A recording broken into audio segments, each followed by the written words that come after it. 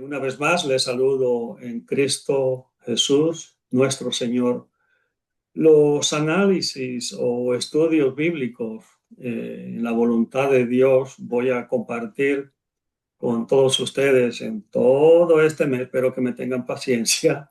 Serán varios tópicos o temas bíblicos y espero que les sean de edificación. Posiblemente en algunos quizá hable mezclado con la medicina.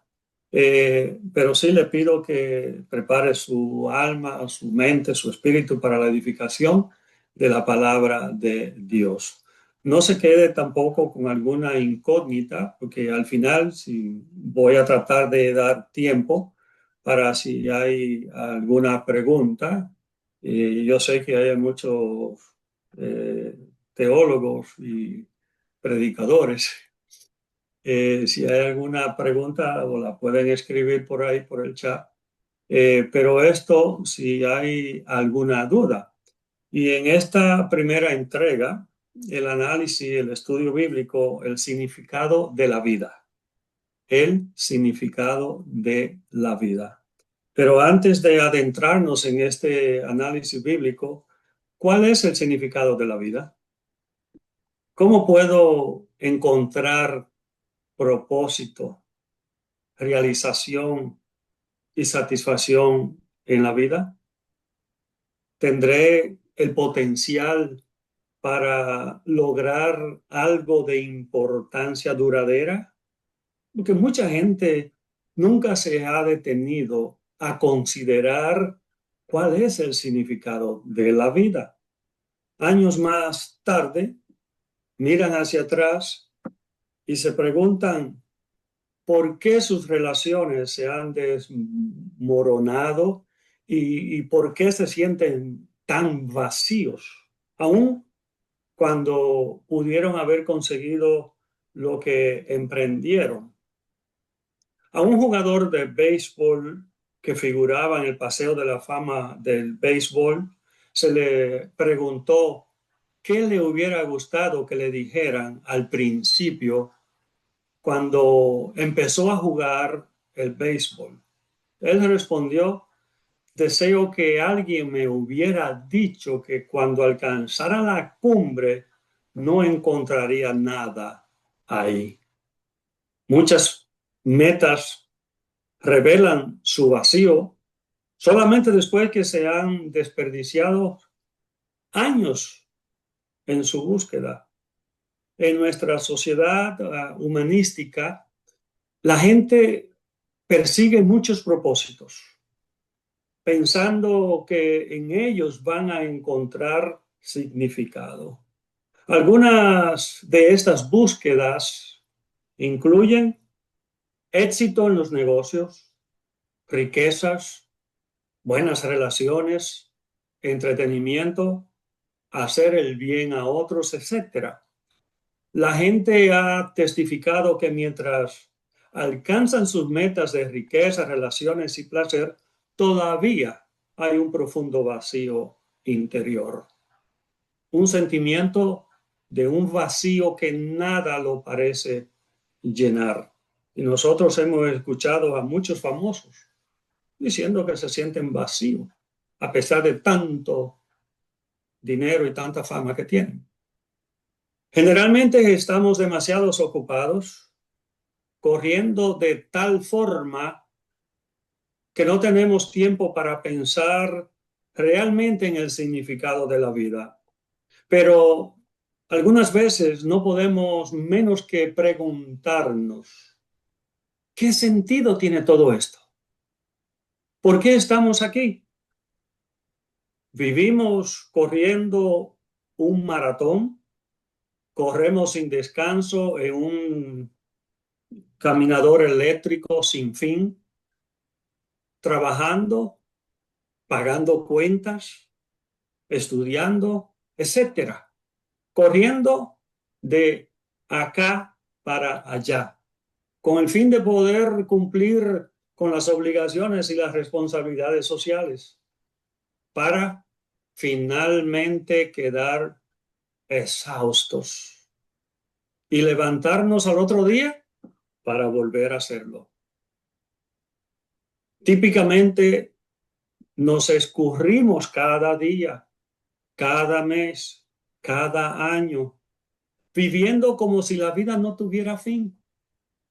Ocasionalmente, sin embargo, disminuimos un poco el ritmo de nuestra imperativa cruzada en busca del éxito, en busca de dinero, de amor, de fama, de poder, lo que sea. Y nos hacemos una de las preguntas más profundas de la vida. ¿Por qué estoy aquí? ¿Es la vida algo más que adquirir bienes o hacer cosas? ¿Cuál es el significado de la vida? Quizá alguien en estos momentos no valora su vida. Tal vez piensa en terminar quitándose la vida y se pregunte, ¿existe una razón o propósito para esta existencia?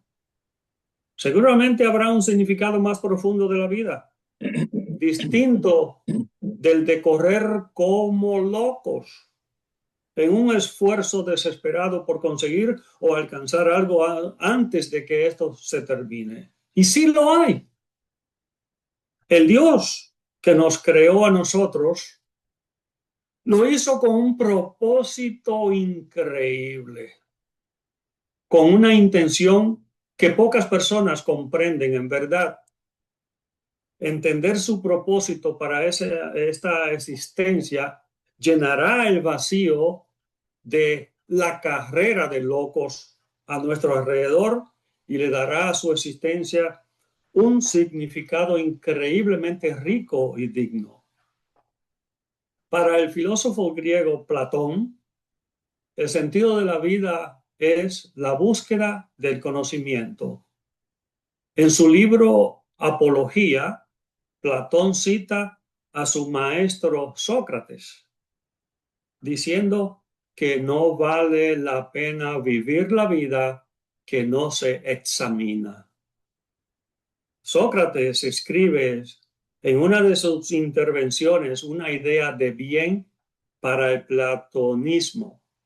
El sentido de la vida se halla en la consecución de una forma superior de conocimiento, la cual es la idea o la forma del bien, de la cual todo lo bueno y todo lo justo obtiene utilidad y valor. Explore y descubra conmigo qué es lo que Dios nos revela acerca de por qué Él creó la vida.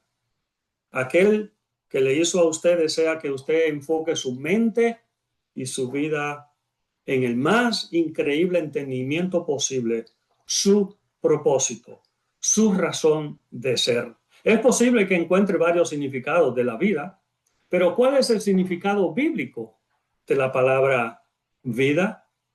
Esta es la palabra hebrea traducida generalmente como ser vivo en Génesis, pero también como vida, alma o con aliento. Las cosas creadas con nefesh son algunos animales y humanos. En ninguna parte se menciona que las plantas, bacterias u hongos tengan nefesh. La vida también se describe como estar en la sangre o en la carne o tener aliento. El concepto bíblico de creación nos dice que Dios es el único Señor de esta vida. La vida es sagrada, tiene un carácter inviolable que está inscrito en la conciencia del hombre y la mujer. La vida no le pertenece al hombre, es propiedad y don de Dios. Yo espero que no solamente disfrutemos esta enseñanza, sino que la pongamos en práctica. ¿Qué dice la Biblia sobre valorar la Biblia, la vida? Tal vez usted no está valorándola. La salud, el trabajo, los amigos, su familia, su esposa, la sonrisa de los hijos, los nietos. Debe de valorar lo que tiene, pues lo has recibido gratuitamente de Dios. La vida humana, por ejemplo, en Primera de Tesalonicenses, capítulo 5, el versículo 18, es un pasaje conocido por todos ustedes. Primera de Tesalonicenses 5:18 dice: dad gracias en todo, porque esta es la voluntad de Dios para con vosotros en Cristo Jesús. Dar gracias a Dios debería ser la emoción arraigada del cristiano. Y por supuesto, cuando digo cristiano, me refiero a aquel que ha renacido de nuevo. Ahora, si Romanos capítulo 8, también un versículo muy conocido por todos, el versículo 28, dice, es cierto, sabemos que los que aman a Dios, todas las cosas les ayudan a bien. Esto es a los que conforme a su propósito son llamados. Los que aman a Dios saben muy bien que Dios combina todas las cosas para su bien. Es la experiencia del cristiano que todas las cosas cooperan a su bien. No tenemos que ser muy viejos para mirar atrás, o muy mayor, o muy anciano, y ver que las cosas que considerábamos desastrosas resultaron a nuestro favor. Y las que nos causaron una desilusión, luego resultaron una bendición. Pero tenemos que admitir que esa experiencia no le sucede más que a los que aman a Dios. Entonces deberíamos poder dar gracias al Señor en todo tiempo, en todas las circunstancias y en todo, siempre y cuando mediante ello no excusamos el pecado.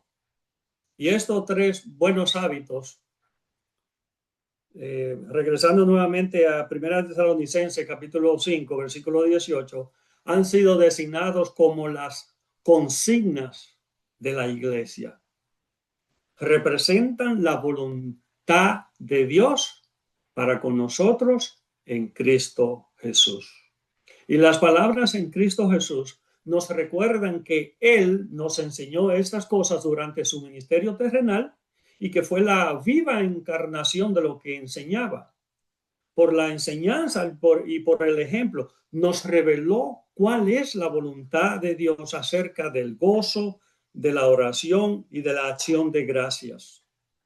Y la palabra de Dios vive y permanece para siempre. Aunque el cielo y la tierra pasen, ella nunca pasará.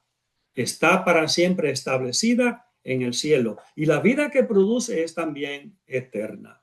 Los nacidos de nuevo, por medio de la palabra, asumen el carácter eterno de la palabra.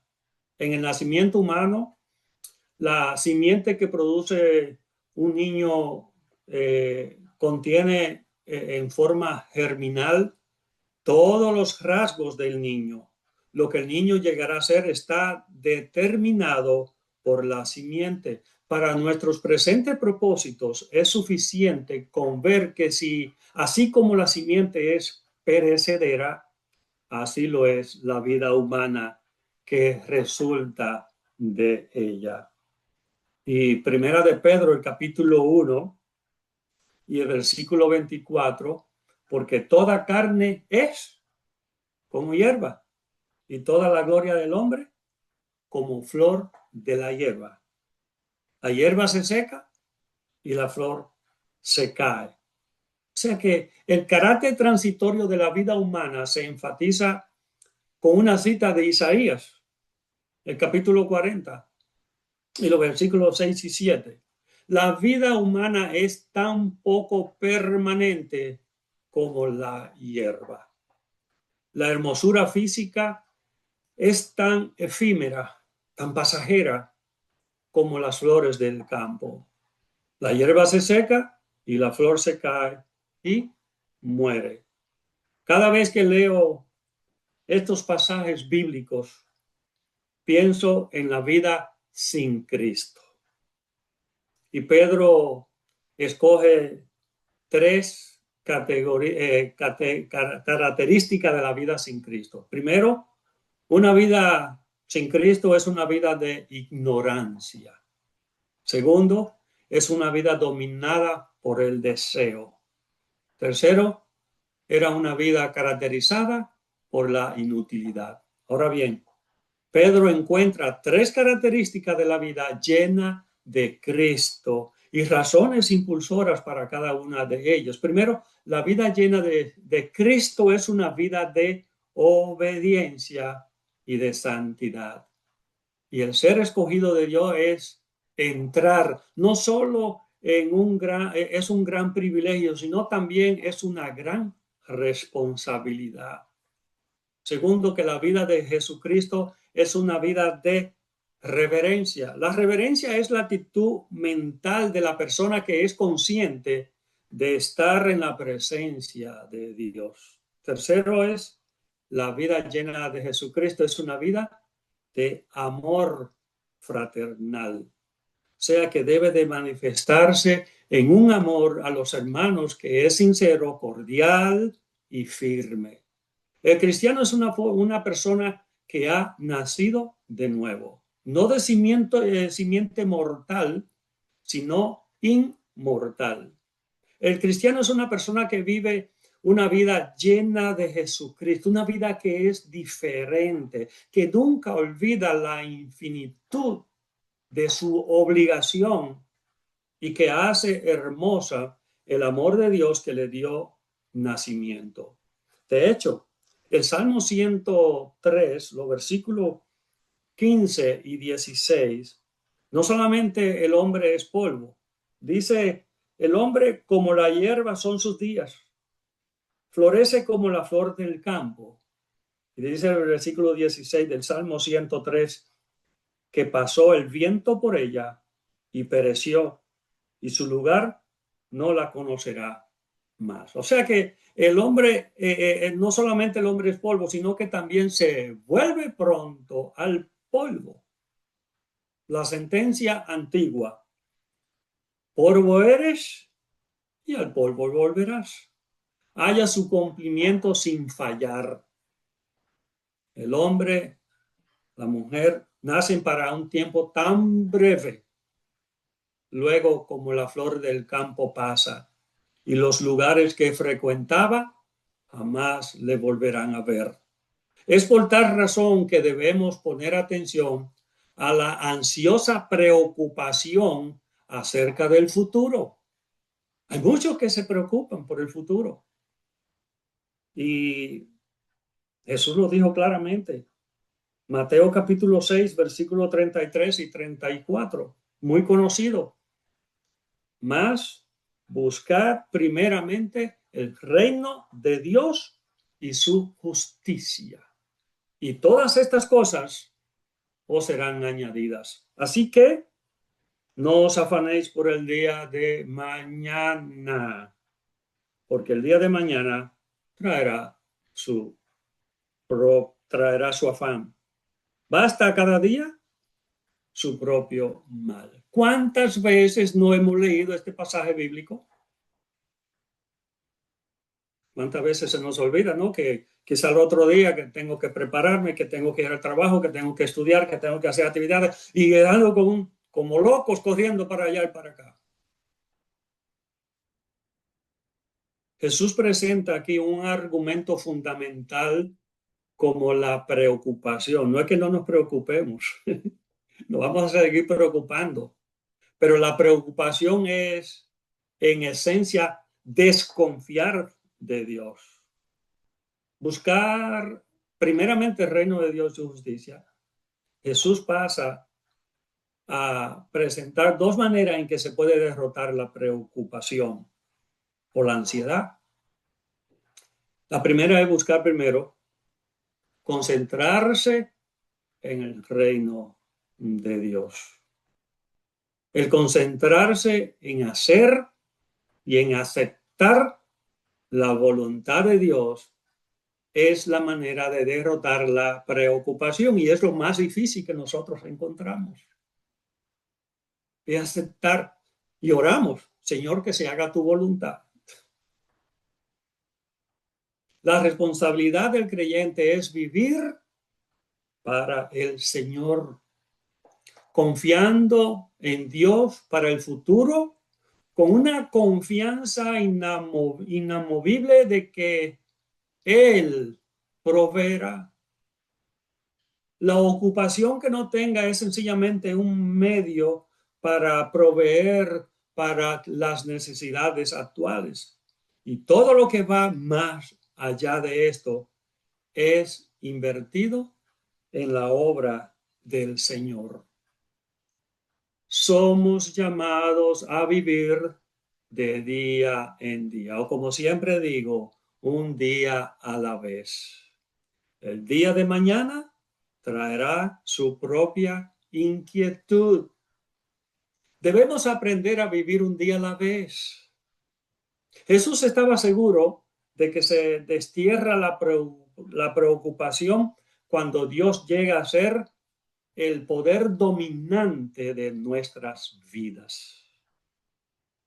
Entréguele el control a Dios por medio de su Santo Espíritu. Él lo va a guiar, Él lo va a llevar. Jesús enseña que podemos derrotar la preocupación cuando adquirimos el arte de vivir al día. Así que no os afanéis por el día de mañana. Los judíos tenían un dicho: no te preocupes por los males del mañana, porque no sabes lo que traerá el día de hoy. Tal vez mañana no estés vivo y te habrás preocupado por un mundo que ya no será el tuyo. Si viviéramos cada día como viene, si cumpliéramos cada tarea como se nos presenta, entonces la suma de todos los días no podría ser sino buena. Jesús nos aconseja que atendamos a las demandas de cada día según nos vayan llegando, sin preocuparnos acerca del futuro desconocido y de cosas que a lo mejor no suceden nunca. El autor de Eclesiastés expone este sentimiento cuando dice en el capítulo 1, versículo 2, vanidad de vanidades, vanidad de vanidades, todo es vanidad. Y Salomón va al grano directamente. No nos hace esperar hasta el último capítulo. El resultado de toda la investigación y búsqueda de Salomón es que todo es vanidad. La vida es transitoria, breve, vana, vacía y fútil. No tiene sentido. Nada de esta tierra ofrece una meta válida para la existencia. No estoy diciendo que ahora opte por quitarse la vida, no. Es verdad, absolutamente. Si no hay más que esta vida, si la muerte corre el último telón sobre la existencia humana, entonces la vida no es más que neblina, sin sustancia, desapareciendo al fin. Y el apóstol Pablo, en Romanos capítulo 8, versículo 20, nos recuerda, dice Romanos 8:20, porque la creación fue sujetada a vanidad, no por su propia voluntad, sino por causa del que la sujetó en esperanza. O sea que el apóstol nos recuerda que la creación entera fue sujetada a vanidad o futilidad como resultado de la entrada del pecado. Los resultados del pecado del hombre, de la mujer, se han extendido como ondas de choque por toda la creación.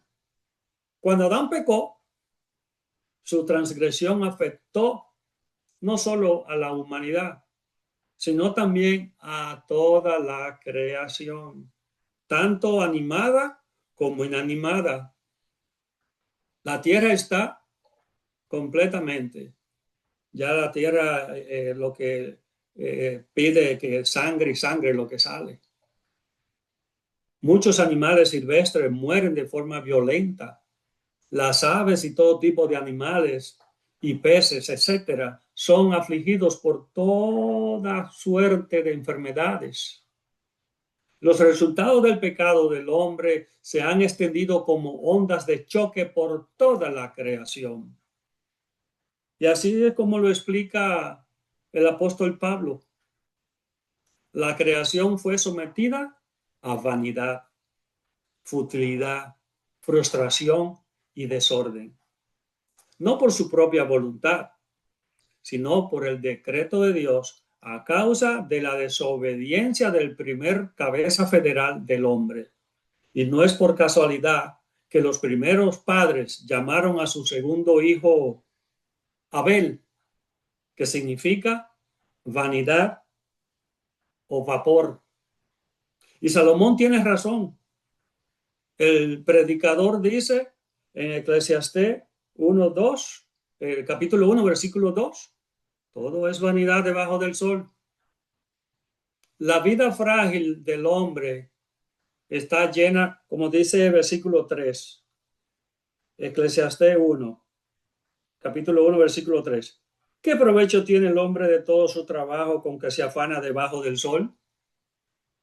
Y el versículo 4, generación va y generación viene, mas la tierra siempre permanece. O sea que la vida frágil del hombre está llena de trabajo y actividad, pero cuando se llega al punto de haber dicho y hecho todo lo necesario, se encuentra en una rutina, en una rueda fastidiosa que no avanza. Si le pregunta por qué trabaja, escúcheme bien esto. Va a responder para ganar dinero, claro. Pero ¿por qué quiere dinero? Para comprar comida. ¿Y por qué quiere comida? Para mantenerme fuerte. Sí, pero ¿por qué quiere fuerza? ¿O para qué quiere fuerza? Para poder trabajar. Y ahí está, en el mismo lugar donde comenzó. Trabaja para ganar dinero, para comprar comida, para estar fuerte, para poder trabajar, para ganar dinero, para comprar comida, para estar fuerte. Viendo a una mujer que lloraba, un cristiano, un creyente le preguntó si podía ayudarle en algo. Oh, respondió ella, solo es que estoy cansada y aburrida. Mi marido trabaja mucho, pero no gana tanto como yo quiero. Por eso empecé a trabajar. Madrugo mucho. Preparo el desayuno de nuestros 4 pequeños. Preparo sus comidas y tomo el autobús para ir al trabajo. Entonces vuelvo a casa donde me encuentro con más trabajo, unas pocas horas de sueño y vuelto a empezar un nuevo día igual que el anterior. Creo que lo que me ocurre es que simplemente estoy asqueada de esta rutina interminable. La transitoriedad del hombre, de la mujer, hace gran contraste con la aparente permanencia de su medio ambiente natural. Una generación sucede a otra con velocidad irresistible. Así es la vida debajo del sol.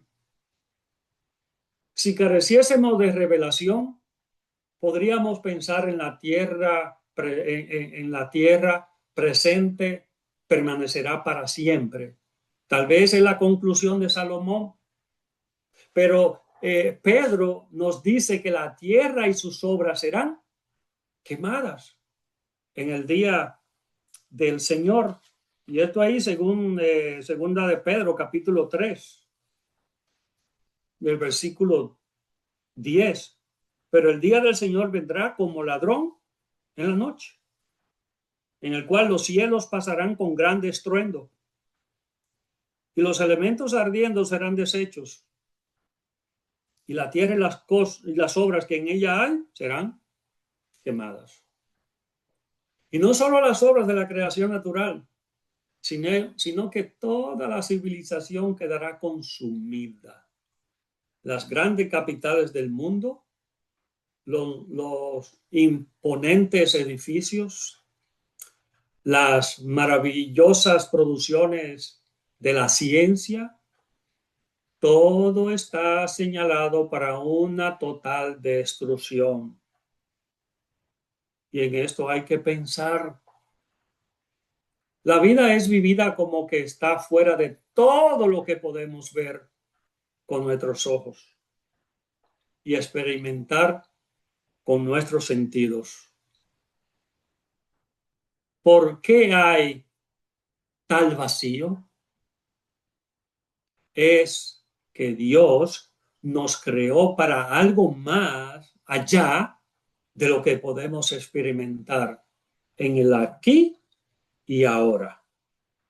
Y Salomón dijo de Dios en Eclesiastés capítulo 3, versículo 9, ¿qué provecho tiene el que trabaja de aquello en que se afana?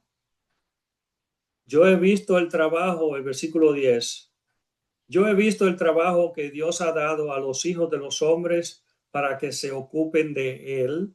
Versículo 11 de Eclesiastés 3, todo lo hizo hermoso en su tiempo y ha puesto eternidad en el corazón de ellos, sin que alcance el hombre a entender la obra que ha hecho Dios desde el principio hasta el fin. Eso fue lo que Dios dijo, la vanidad del ciclo de la vida y de la muerte. Estamos conscientes de que en nuestra mente, en nuestros corazones, este aquí y ahora no es todo lo que hay. La cuestión persistente en los pensamientos de Salomón era: ¿qué ganancia duradera tiene el que trabaja por toda su fatiga? Por cada actividad constructiva existe una destructiva. Por cada vez más existe un menos. Y las 14 cosas positivas quedan canceladas por 14 negativas. Y así, la fórmula matemática de la vida es 14 menos 14 igual a 0. Al final, al hombre no le queda más que un 0. Sin Jesucristo, peor. Yo no estoy diciendo que no trabajemos, que no guardemos unos 2 o 3 meses de renta, de mortgage, o que tenemos que tener algo para una emergencia. No estoy diciendo esto. Pero Salomón había dirigido un estudio exhaustivo de todas las actividades, los trabajos y propósitos que Dios le ha dado al hombre para que ocupe su tiempo, lo cual ha resumido todo en los versículos del 2 al 8. Pero llegó a la conclusión de que Dios todo lo hizo hermoso en su tiempo, o en otras palabras, que hay un tiempo apropiado para cada actividad. Y aquí el pensamiento no es tanto la belleza de la creación de Dios, sino el hecho de que cada acción tiene su propio tiempo designado y que a su tiempo cada cosa es eminentemente adecuada. También Dios ha puesto eternidad en la mente del hombre. Aunque vive en el mundo regido por el tiempo, tiene insinuaciones de eternidad. Infinitivamente el hombre piensa en para siempre. Y aunque no puede entender el concepto, le da cuenta de que tras esta vida hay posibilidad de un océano de tiempo sin orillas. Pero las obras y caminos de Dios al hombre le resultan inescrutables. No hay modo en el que podamos resolver el acertijo de la creación, providencia o de la consumación del universo, a no ser por la revelación de Dios. A pesar de los enormes avances del conocimiento humano, aún vemos por espejo, oscuramente, cuán a menudo tenemos que confesar suspirando que poco conozco de Él. Y en Génesis, el capítulo 1, versículo 26, encontramos que Dios creó a la humanidad a su imagen. También encontramos que antes de que la humanidad cayera en pecado y la maldición sobre la tierra, las cosas que voy a mencionar fueron verdad. Primero, Dios hizo al hombre una criatura social. Eso es según Génesis capítulo 2. Dios dio al hombre trabajo, según el mismo capítulo 2. Dios tuvo compañerismo con el hombre, según el capítulo 3 de Génesis. Y Dios dio al hombre dominio sobre la tierra. Génesis capítulo 1. ¿Cuál es la importancia de estos puntos? Bueno, personalmente creo que por cada uno de estos, Dios añadir a nuestro cumplimiento satisfacción en la vida, pero todo esto, especialmente el compañerismo del hombre con Dios, fue perjudicado por la caída del hombre en pecado y la maldición resultante sobre la tierra.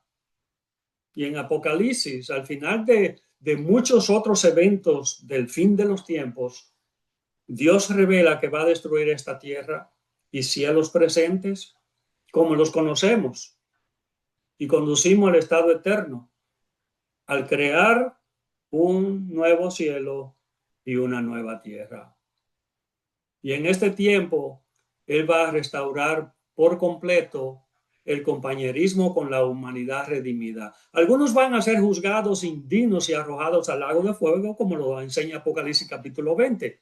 Y la maldición del pecado será disipada. No habrá más pecado, aflicción, enfermedad, muerte, dolor, etcétera, según el capítulo 21 de Apocalipsis.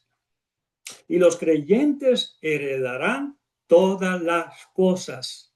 Y dice Apocalipsis capítulo 21, versículo 7, el que venciere heredará todas las cosas, y yo seré su Dios, y él será mi hijo. Él es quien bendice al vencedor con una plena herencia y una nueva intimidad como entre padre e hijo. Y como ya he mencionado, un vencedor es uno que cree que Jesús es el Hijo de Dios. Por la fe, vence al mundo, de modo que llegamos a un círculo completo en el que Dios nos creó para tener compañerismo con Él, pero el hombre pecó rompiendo ese compañerismo. Dios restaura ese compañerismo completamente en el estado eterno, con aquellos considerados dignos de Él. Ahora, ir a través de la vida haciendo nada y todo, solamente para morir separado de Dios por la eternidad, sería peor que vano. Pero Dios ha hecho un camino no solamente para hacer posible la dicha eterna, sino también esta vida satisfactoria y valiosa. Ahora, ¿cómo se obtiene esta dicha eterna y este cielo sobre la tierra? Bueno, el sentido de la vida restituido por Jesucristo es Hechos capítulo 4, el versículo 12, y ningún otro hay salvación, porque no hay otro nombre bajo el cielo dado a los hombres en que podamos ser salvos. El verdadero significado, tanto ahora como en la eternidad, se encuentra en que uno restaure la relación con Dios que fue perdida en el tiempo de la caída por el pecado de Adán y Eva. Hoy, esa relación con Dios es solamente posible a través de su Hijo Jesucristo. No hay salvación sin Él. Él es el único y exclusivo Salvador. Después de haber pasado la noche en prisión, Pedro y Juan fueron llevados delante de los líderes judíos de la nación. El tribunal ante el que comparecieron Pedro y Juan era el Sanedrín, el tribunal supremo de los judíos, aún bajo el dominio de Roma. El Sanedrín tenía autoridad para arrestar. Lo único que no podía hacer era dictar sentencia de muerte, excepto en el caso único de que un gentil penetrara en la parte reservada del templo. Había 71 miembros en el Sanedrín. Entre los miembros había sacerdotes que eran casi todos los saduceos, cuyo único propósito era retener el estatus para que no peligraran su posición y monumentos, o sea, envuelve cierta dignidad. Estaban también los escribas, que eran los expertos en la ley tradicional, los fariseos, fanáticos cumplidores de dicha ley, y los ancianos, que eran hombres respetados de la comunidad. Y Pedro le dijo, en ningún otro hay salvación, porque no hay otro nombre bajo el cielo dado a los hombres en que podamos ser salvos. Esto no lo decidió la iglesia. Es una enseñanza específica de Jesús mismo, porque dice el Evangelio según San Juan, capítulo 14, versículo 6, yo soy el camino y la verdad y la vida. Nadie viene al Padre sino por mí. Y este cautivador versículo pone en claro que el Señor Jesucristo es Él mismo el camino al cielo. No se trata sencillamente de que indique el camino, Él es el camino. La salvación está en una persona. Acepta a la persona como tuya y así posee la salvación. El cristianismo es Cristo. El Señor Jesús no es solo uno de varios caminos. Él es el único camino, que nadie viene al Padre sino por Él. El camino a Dios no es por los 10 mandamientos, ni por la regla de oro, ni por las ordenanzas, membresía en una iglesia. Es por medio de Cristo y de Cristo solamente. En la actualidad muchos dicen que no importa lo que uno crea, siempre que crea con sinceridad. Dicen que todas las religiones tienen algo de bueno y que todas llevan finalmente al cielo. Pero Jesús dijo, nadie viene al Padre sino por mí. Entonces, el Señor es la verdad. No es solo uno que enseña la verdad. Él es la verdad.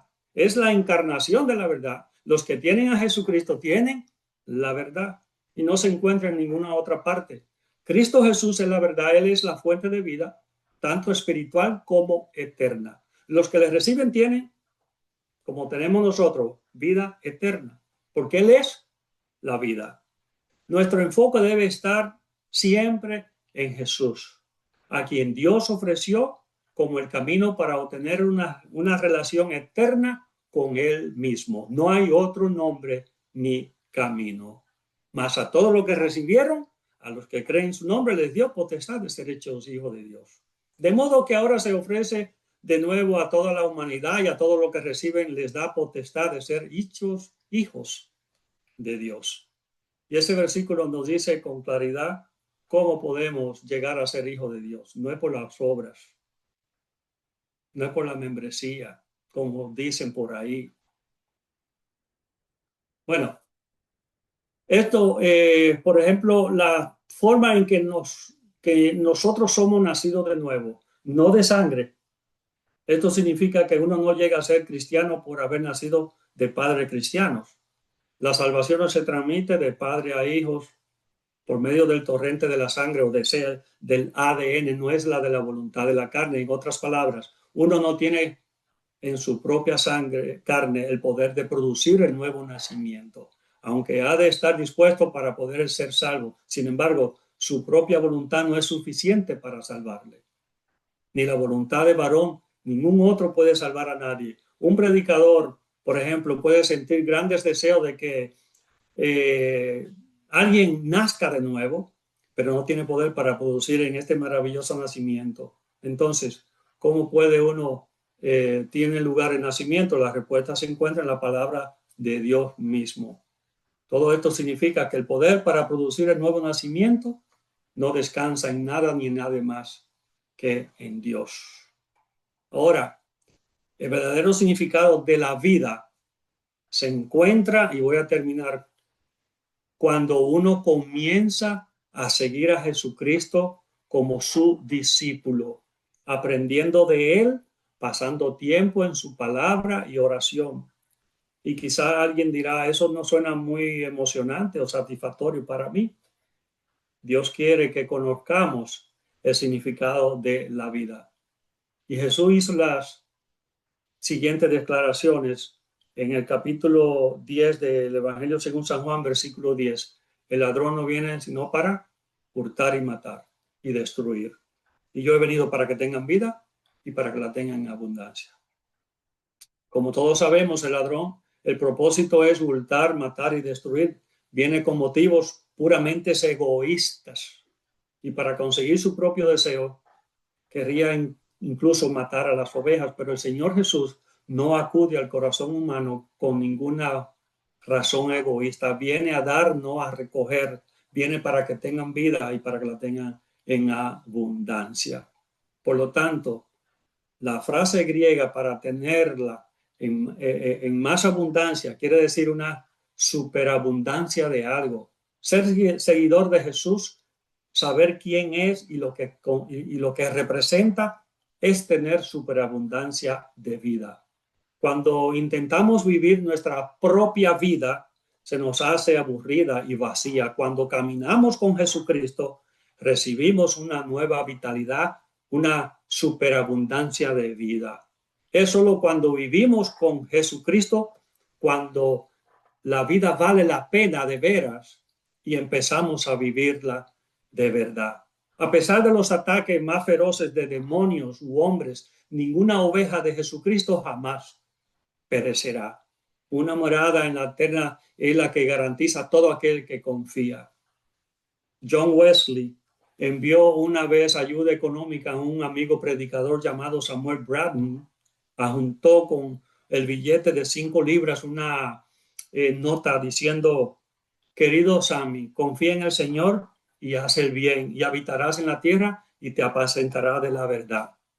Al expresar su gratitud, Bradman dijo: muchas veces me ha impresionado la hermosura del texto de la escritura que citaste, pero he de confesar que nunca he visto una exposición tan práctica como la que me ajustaste. Ahora bien, supongamos que tenemos o que tenga grande deseo de llevar a cabo cierto ministerio para el Señor. Hágalo, pero el adversario potente e impedido, bloqueado y frustrado, va a frustrar los planes continuamente. ¿Qué debes hacer en este caso? La respuesta es Salmo 37:4. Deleítate a sí mismo en Jehová, sabiendo que a su tiempo Él te dará las peticiones de tu corazón. No es necesario que luches en contra del enemigo. La batalla no es nuestra, sino de Dios. Cuando los hijos de Israel alzaron sus ojos y vieron el ejército egipcio marchando tras ellos, quedaron paralizados de miedo, pero con sabiduría clamaron a Jehová. Sin embargo, se quejaron al siervo del Señor, Moisés, como ya había hecho anteriormente, diciendo: mejor nos fuera a servir a los egipcios que morir en el desierto. Esto simplemente era incredulidad de los israelitas, y en ninguna manera fue la última vez sin timidez. Moisés les dijo: está firmes y ve la salvación que Jehová hará hoy. Bueno, sabemos de que el tiempo ya se me ha ido, pero tenemos que caminar en un mundo en que las cosas materiales prevalecen sobre las demás. En lo que llaman sociedad de bienestar, tener lo último en tecnología, una casa bonita, unas buenas vacaciones en la playa, son tesoros más valorados que unas buenas relaciones. El caso es que los valores familiares se han perdido. Y la verdad es que complicado valorar los que tenemos, cuando siempre nos enseñan a aspirar más. El verdadero significado de la vida se encuentra cuando uno comienza a seguir a Jesucristo, aprendiendo de Él, pasando tiempo en su palabra. Que Dios continúe bendiciéndole y que podamos poner en práctica, caminar en obediencia a sus palabras. Porque el verdadero significado de la vida, tanto ahora como en la eternidad, se encuentra en la relación de nuestra relación con Dios. Que Dios le siga bendiciendo.